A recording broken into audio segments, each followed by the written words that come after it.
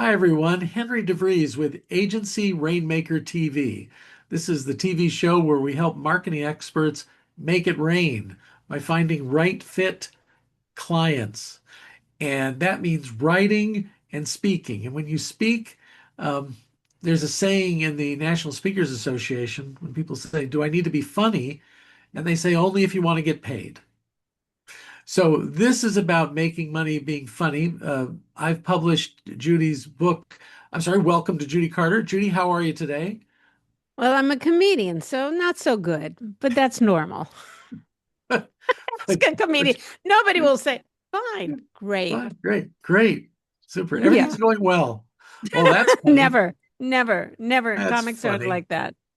Yes, Judy doesn't like to brag, but she wrote the Bible, yes, the I New did. Comedy Bible, Mm. and she has a new book called Making Money Being Funny. Judy, what's that book about? Well, so many comedians, the joke, what's the difference between a large pizza and a comedian? A pizza can feed a family of four. And it's funny, but not so funny because it's true. And I wrote this book because I have been able to make a living from my passion, doing what I love doing. And do you see this blouse? This cost me like three jokes. You see my home in Venice?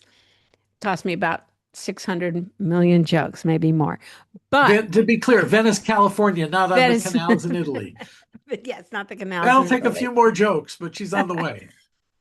So I looked around and I've written many books for comedians, and many of them have become big stars. And, Sherry Shepherd has her own TV show. Seth Rogen starred in my workshop. Liza Schlesinger starred in my workshop. And then there's so many other people who are equally as talented, and yet they still have a day job. And I had to look around my life and go, what did I do that enabled me to my entire life make a living from making people laugh. And I put that all in this book because I realized there's something very specific that I'm doing. It's it's really sad that some of these people are so successful and they're still sleeping in cars. Uh, Yeah. That's what I found out. Like a lot of headlining comics will sleep in their cars, so they don't spend their hotel per diem to save money. I was doing that myself. I was on the road one year, 26 weeks out of the year, performing. I was very successful. I had four cable specials, but I'd only come home with enough money to last me for 3 months. And then I'd have to go on the road again. So, there's something I called a momentum illusion, that it looks like you're successful, but your bank account is telling you not so much. So I wrote this book with to show comedians some very specific things on how they could become rich, or at least enough money so they can go on vacation, feed their family, and own a home. I know success leaves clues, and you said the career of Kevin Hart left some great clues. What are some things we can learn from Kevin Hart? Well, what's interesting about him? He started off selling sneakers, right? So he had this day job and he was really funny. And he became a really great Nike salesman, right? And then he would go to the comedy club and he would tell jokes about his customers. And the reason he was selling so many sneakers was he would make people laugh, because when you make people laugh, they are more likely to like you, buy things from you. And certainly as a corporate speaker, nobody wants a speaker with just a lot of PowerPoint and bullets. It just makes the audience want to poke their eyes out with a pencil. So anytime you can add humor to no matter what you do, you're going to be better at it and get more money right then and there. But back to Kevin Hart. He recognized very early the whole aspect of owning your property, owning your content. Now, this was first started actually by George Carlin, and I was just talking to his daughter, Kelly, and we're friends. She lives also in Venice here. And she was telling me, yeah, my dad was the first person to own his catalog of all his specials. And because of that, that gave him lifelong income, financial security. Because when you own what you create, you're getting royalties, you're getting licensing fees, you're getting sponsorships. And so if you look at the bulk of Kevin Hart, yes, he makes a fortune performing in sold out arenas. He makes a lot of money, doing commercials, but the bulk of his money is what he earns in licensing fees, and in selling what he owns. He also has a management company where he gets signs talented people and he gets a cut of their income. So it's thinking like a comedypreneur where you are thinking about how am I going to provide for myself when I'm older? And that's what I did for myself. I got to the point with myself that I can say this word when someone asks for a gig. No, no. What was that word again? No, I couldn't say it. I was like that song. I'm just a girl who can't say, no, can't say it. I had to say yes because I needed money. But it's like, no one's going to get wealthy working clubs. Nobody's going to get, well, it's not sustainable, doing gigs, even if you're a successful speaker, because there comes a point sometimes when gigs dry up. So during COVID, I actually, using some of the techniques in my book, Making Money Being Funny, I made more money during the COVID years than I did any other time. What I liked so much about the book was the amount of research you put into it. So you're not just giving glittering generalities about do this or do that. You're very specific and gave the stories of people who overcame adversity. And in your words, went from mess to success Yes. with the career. What's another example of somebody in the book that we could relate to? Well, this is what I found like shocking. And that was that there's this guy. Have you heard of a comic, Tim Hawkins? Yeah. Oh, you know him. Well, Every I comic, probably through you. every comic I've asked said, never heard of him. Oh, He's worth $2 billion from comedy. B, that's billion with a B. Does he have a Netflix that's special? Taylor Swift No. money. Yeah, well, almost. But there's another comic named Nurse Blake, and he's worth at 29 years old, he's worth about 12 million.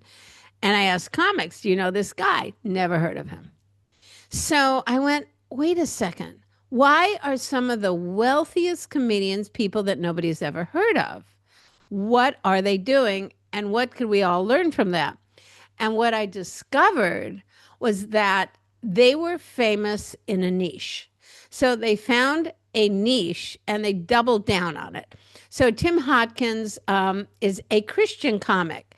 And then there's also the principle of you never make money from just one income source. So when I mentioned that I made more money during COVID than I did, obviously I wasn't doing gigs, but all of a sudden I'm doing workshops and I'm selling books. So I have royalties, I have workshop fees, I hire other people to teach my workshop, I pay them, I'm running a business. So the notion of multiple income streams, like my dad had one job his entire life, that was it. But that we're in a gig economy. And so now you need to have multiple income streams. And so what this Tim Hawkins does is he's making a lot of money from YouTube royalties.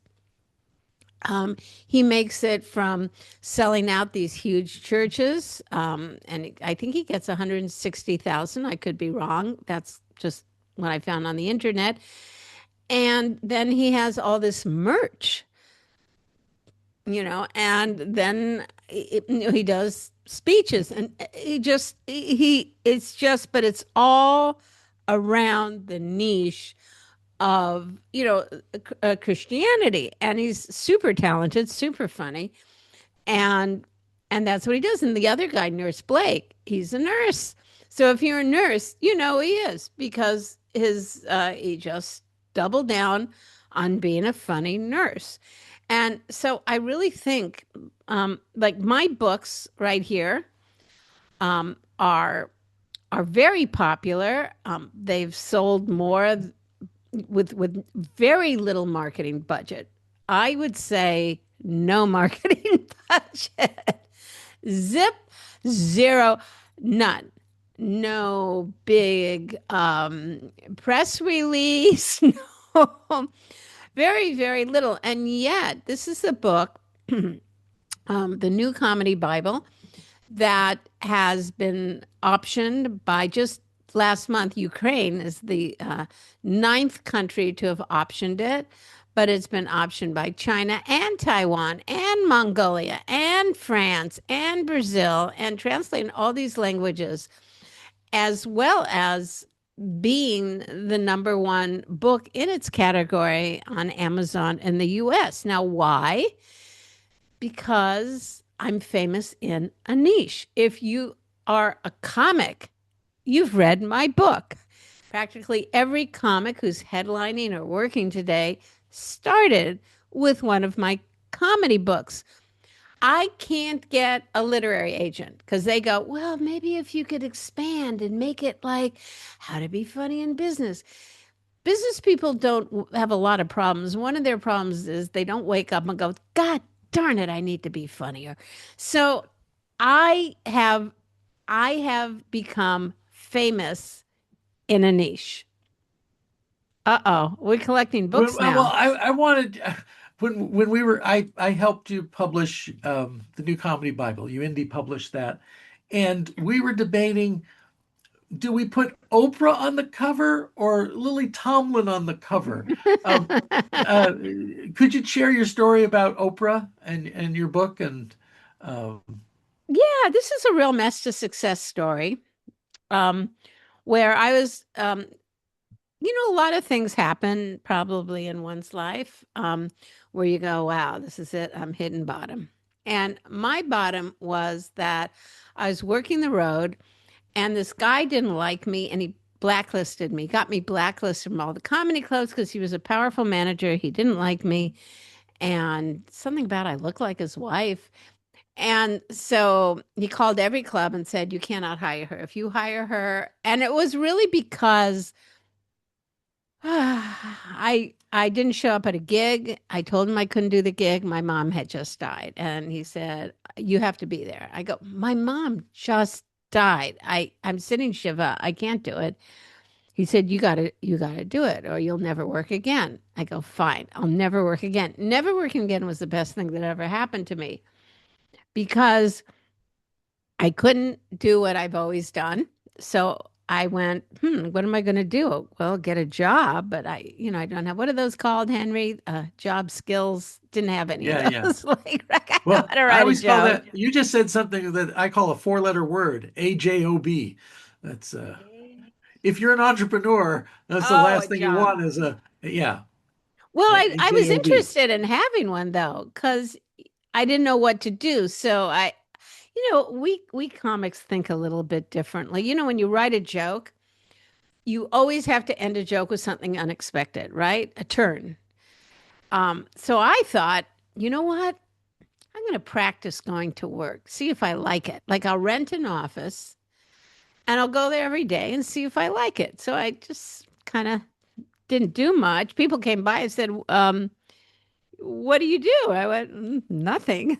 They actually assumed I was in management. So, bada boom, bada bing. Oh, got to keep up with the jokes, folks. But that's when I met somebody who said, "Hey, I could use a typist." I went, "Oh, great! I got a job. I'm typing for her." And she said, "Yeah, I write books. You should write a book." I don't know how to write. I'll help you.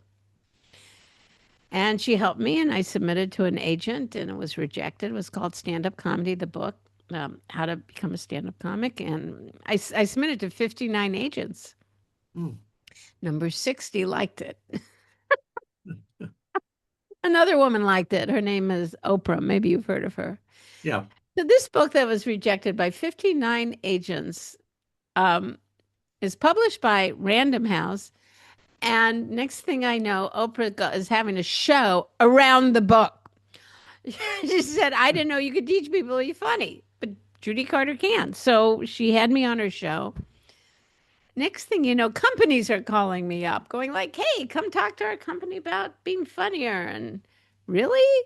What? Not you don't want me to stand up? No, just talk about like comedy and it'll be fun. And then I went, and you paid me what? You paid me how much? Because, that was how much I got for maybe 2 weeks on the road for one shot.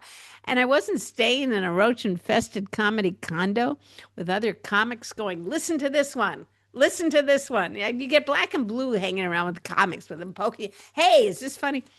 And and I just never turned back. I just love it. So I found my niche. There you go. So the book is Making Money Being Funny, and also the New Comedy Bible. It's a nice one-two punch.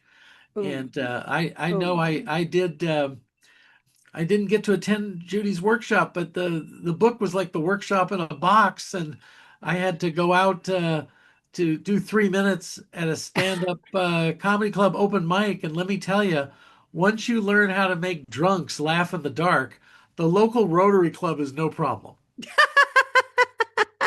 It's so true. Like to be on the fast track to success in business, you are going to have to get up in front of people.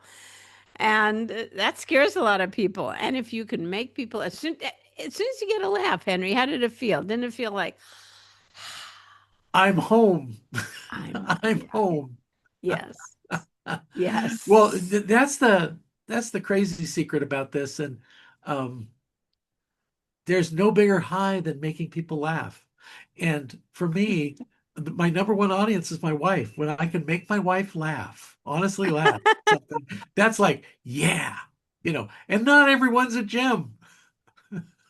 I guess I'm like poking her. Hey, is this funny? Uh, so, but you can get great things from it. Judy, thank you so much for being here. We'd love to have you as a guest again. Until next time, everybody, make it rain. Make it rain, baby.